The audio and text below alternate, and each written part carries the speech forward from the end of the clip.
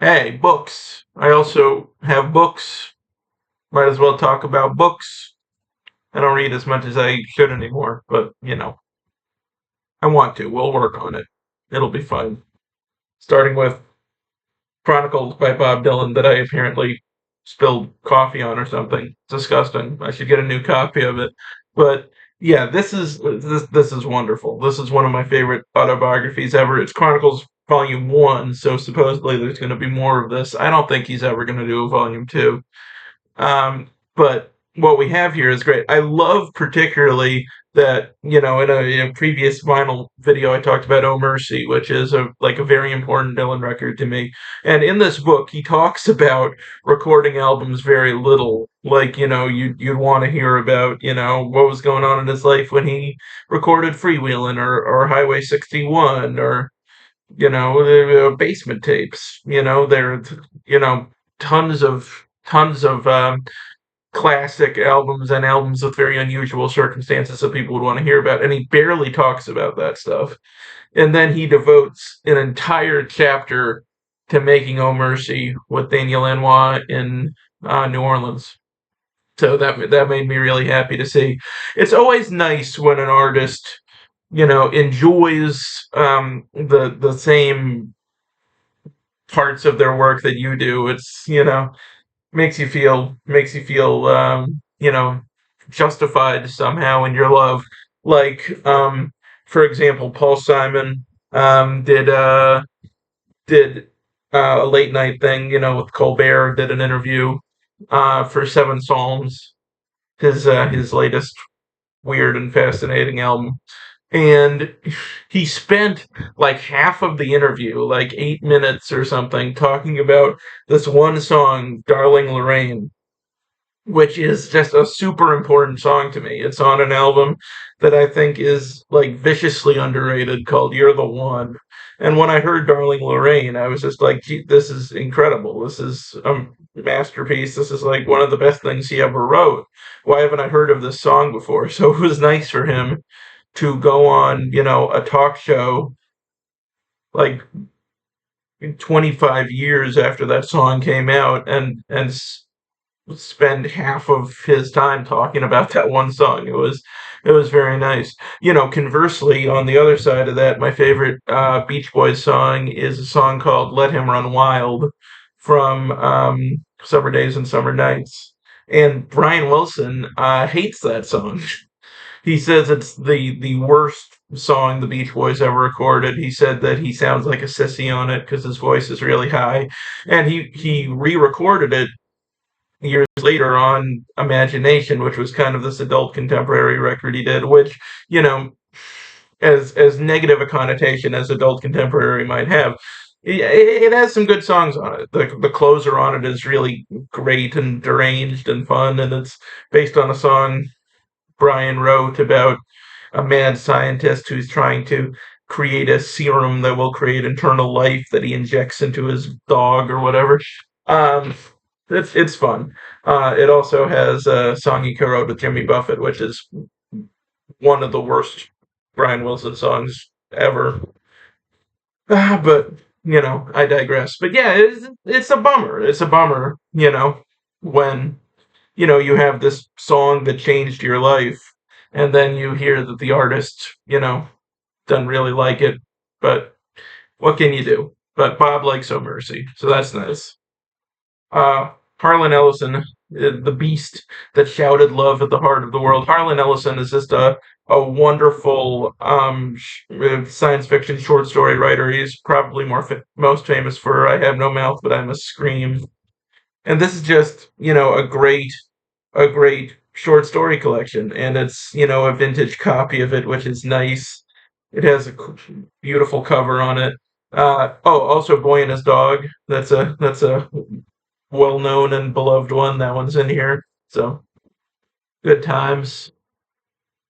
This is a book, very funny book about action cinema, particularly the oeuvre of Bruce Willis, who is one of my favorite, action stars. Like I love action movies. I always have. I mean, I'm kind of the same way with all the art I like. Is that I like very serious stuff, that's, very has a ton of artistic merit. And then I like, really fun, goofy stuff, that's just pure entertainment. And so action movies have always filled that niche for me.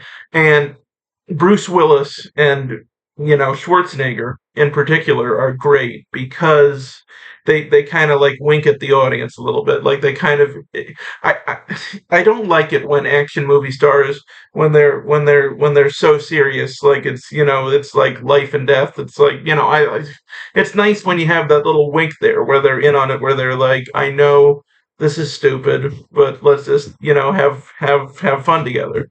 The recent John Wick movies have that, where there's all this artistry and stuff. With the stunt work and whatnot, it's beautifully choreographed. But then they'll have just a little bit of distance from it, where they'll acknowledge how batshit insane what's happening is, and that's always appreciated. That's nice for me. Um, got a couple John Barryman books here. Henry's Fate and Delusions, etc. And John Berryman is my favorite poet. He did his major work called The Dream Songs, which, it's on the shelf. I'll talk about it later. But The Dream Songs is not only my favorite book of poetry, it's one of my favorite books ever by anybody in any genre. And it's about this character, Henry. It's all of these kind of an unconventional narrative, all these interconnected pieces about Henry, where you go into his inner life and you gain a really empathetic understanding of what he's going through and why he is the way he is. And these are not exclusively Henry books, but they do include additional poems that continue to flesh out his character. But there was one in particular. Let me see. Let me see if I can find it. Should have done this in advance. I think it's 53. I'm not going to read poetry to you, but yeah, this poem right here, Henry's Understanding. This is the poem. I read that in a poetry anthology in school, and that's the poem that really got me into Berryman and made me fascinated in the whole Henry narrative and everything. So they're nice to have. I am a card carrying member of the A24 fan club, AAA24. So you get these zines. This is their Brendan Fraser themed zine. So that's nice to have. I am a Brendan Fraser fan. I'm glad he's back. This book, this is really nice for me, because number one, it's a good book. It's kind of a true crime thing written by Errol Morris, who's my favorite documentarian, made my favorite documentary of all time, Fast, Cheap, and Out of Control. He also made an incredible movie called The Fog of War, and kind of a follow up to that, which was very frustrating but also very powerful, called The Unknown Known. Um, yeah, he's great. Gates of Heaven, Vernon, Florida. Blah, blah, blah. Oh, Thin Blue Line. Thin Blue Line is incredible. He's a brilliant filmmaker. But he wrote this book, um, as opposed to doing it in a documentary, and it's a really fascinating story. But the reason it looks like this is, I have a dog who's the best dog in the world, uh, and I know that for a fact. I know, if you have a dog, you probably think your dog is the best dog, and you're incorrect because it's my dog. But she used to be a terrible dog. She used to be a giant piece of shit. And one day I went out, I came back, I had left this, because I'd been reading it, and she had eaten, part of it. But what's great is you can see this is the first page of the prologue, and then back here, this is the index. So what she did was she ate like the table of contents, and she ate like the acknowledgments, and she ate like part of the index. So she left the entire text of the book for me. She just ate the parts that weren't important, which is hilarious. Like she's such a considerate dog. I love her very much. All right. Our Town. I mean, if you're interested in theater at all, it's kind of mandatory to read Our Town, and it's a really nice play. I mean, I've always been interested in theater. I've always, like, wanted to, write plays. I wanted to like act in plays when I was younger, but I didn't really. But it's a good play.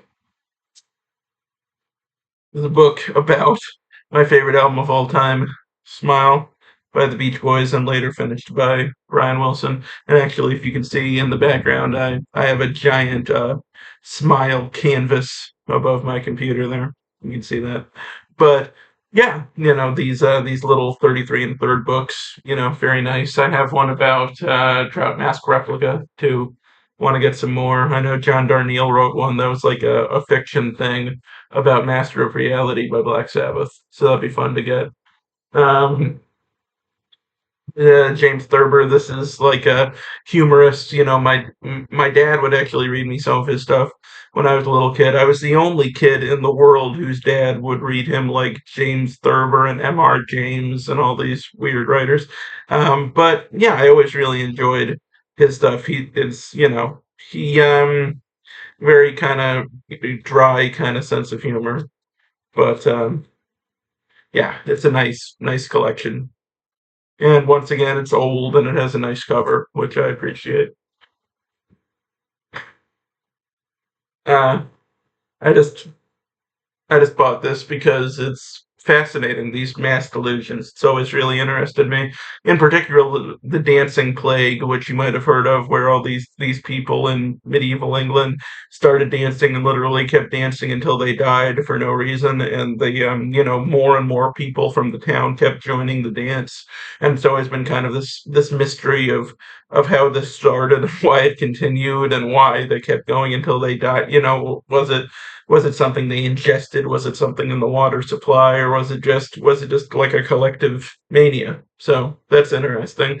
So there's a chapter on that in here, and also some other popular delusions like the South Sea Bubble and the Tulip Mania and all of that. So good times. Um, the Pledge. I actually haven't read this yet. I haven't read many of the books here, as I'm sure will be obvious. But, I had to get this because I saw the film that was based on this, directed by Sean Penn with Jack Nicholson, and I heard very mixed things about the film, but I thought it was absolutely incredible. So, got to give this a read and see how it compares. And finally, got Zeppelin Over Dayton by this guy Jeff Gomez, who is number one. This is a really fun book where they go through what was at the time every single GBV album and talk about review every song and review the records overall and tie in the history of the band. And also Jeff is just a really nice guy. Because I've been trying to write a thing about Brian Wilson for a while now, and I reached out to him for advice because it's like, how do you get a piece of long form music criticism published? And our approaches are very similar, just going album by album, basically doing reviews, but working in like biographical information too and stuff. And he gave me some great advice. We chatted for a while, and he told me a lot of really useful things that I'm definitely going to apply when I finish it, if I ever finish it, to how to get publishers interested and potentially show them what my intentions are with the book and stuff. So yeah, I mean, apart from this being a really fun book, he's just a great guy, and it's good to support good people.